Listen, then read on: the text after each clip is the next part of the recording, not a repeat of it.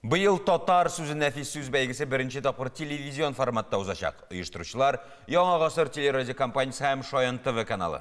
Бәйгенең быйылғы үзенчәлекләре турында кунагыбыз татар сүзе 3-нче халыкара нәфис сүз телевизион бәйгесенең жюри әгъзасы, Болгар радиосы алып баручысы. Әле беренче бәйгедә үзе җиңү яулаган кеше. Эльвира Вилдан бүген бездә кунакта. Эльвира, исәнмесез?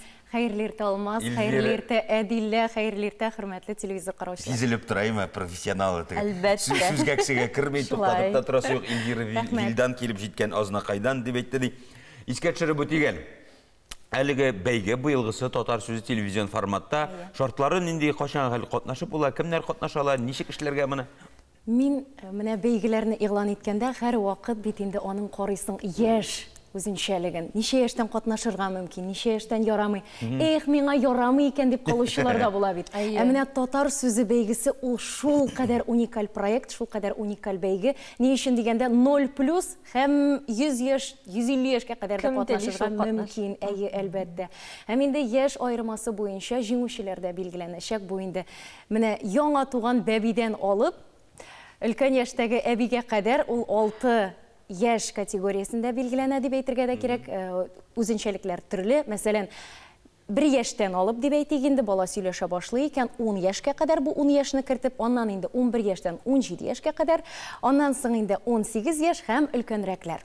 Шулай ук монда иҗади гаиләләр дә катнаша ала. 10 яшькә кадәр 11-дән 17, 18, аннан соң инде иҗади гаиләләр катнаша ала. 4нче категория, 5нче категория бу инде безнең үзләре иҗат иткән шигырьләрен укучылар, үзләре хикәя язганнар, шулай катнаша ала һәм профессионаллар. 6 категория димәк. Мәфәрин. Кадәр кызыксынып тыңлап утырам. Карел дөресен әйтә, үзең җиңгән елда ничек менә ул? Җиңдем. Ничек кичерәсең син андый сөенечле мизгелләрне? Сез ул ничек булды? Онда бит инде видео язып җибәргә генә, яздырып җибәргә кирәк һәм анкета тутырга. Шундый кызык булды ул. Мин әлеге видеоны сынган аяк белән яздырдым.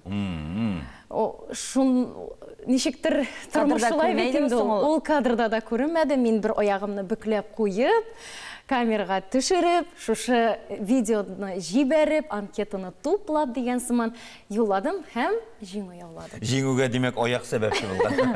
Юк, нәрсә генә әйтәсем килә Алмаз, беләсезме? Ничек видео төшерүгә дә аптырап торасы юк. Ни өчен дигәндә, матур итеп төшерсәң, музыкаль бизәлешендә уйлап битерсәң һәм әлбәттә шигырьне дә дөрес сайлап, ул шигырьне иҗади яктан да якын килеп һәм дикция белән дә матур итеп сөйлисең, башкарасың икән, жюри әлбәттә әлеге шигырьгә игътибар бирәчәк. Һәм тагын нинди нечкәлекләргә менә шушы катнашучылар игътибар итәргә тиеш? Нинди аның серләре бар? Әлбәттә төс кыяфәт.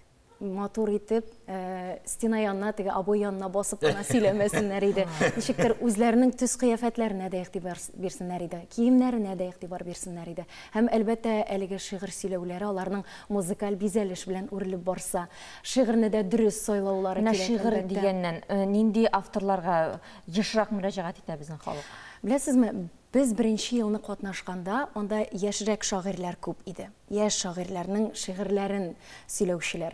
Һәм инде жюри ул вакытта үзебезнең улпат шагыйрьләребезнең шигырьләренә басым ясасагыз иде. Шуларны өйрәнсәгез иде диде. Һәм иң мөһиме, яшь категориясе буенча шигырьләрне сайласыннар иде. Кичкенә балалар теге олыларга язылган шигырьләрне сөйләмәсеннәр иде. Кайда һәм кайчанга хәле гаризалар кабул итә? Әле гаризалар 31 октябрьгә кадәр кабул ителә.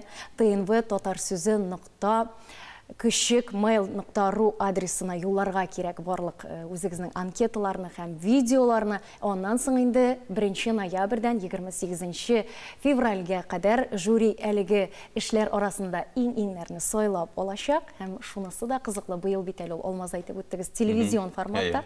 Шуңа күрә март аенда инде җиңүчеләр, лаек дип табылучылар Шаян ТВ телеканалына чакырылачак. Анда алар белән хәтта тапшырулар да әзерләнәчәк. Быелгы форматта үткәрелүче бәйге әнә шунысы белән истәлекле.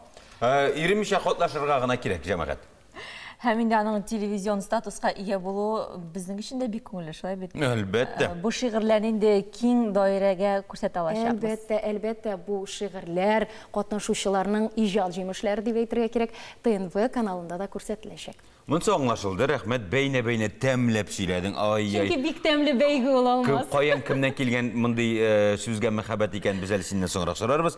Иртәнге чәй ничек? Чәйләре кайныймы яки кайнамаган су белән генә эчәсезме дип әйтте. Рәхәтләнеп кайнатабыз иртән чәйне, алмалы чәйләрне эчәбез. Әлбәттә безнең радио тыңлаучыларыбыз белән, чөнки алар белән бер дулкында булу аеруча күңелгә җылылык өсти, бигрәк тә менә шушындый көзге моңсу көннәрдә.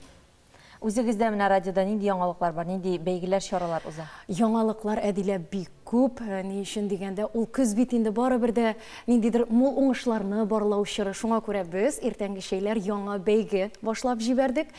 Ул безнең авылым йолалары дигән атала бәйге. Бик гади шартлары. Һәрбер авыл җирлегендә, һәрбер яшәгән төбәктә безнең матур горыф-гадәтләр, йолалар сакланып килә, шулай бит. Һәм ул йолаларны, горыф-гадәтләрне барлап торучылар да бар. Бу инде мәдәният идарәләре, клуб мөдирләре. Шуңа күрә һәр авылда булган горыф-гадәтләрне барлап безгә 7 минутлык видео яздырып җибәрәләр дә.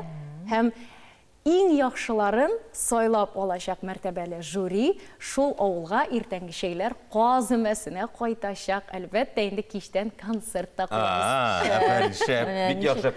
Концерт дигәндән 26 октябрьдә Болгар радиосы оештырган концертта сине күреп буламы? Әлбәттә, Алмаз, рәхмәт сорауга. Аңлашылды.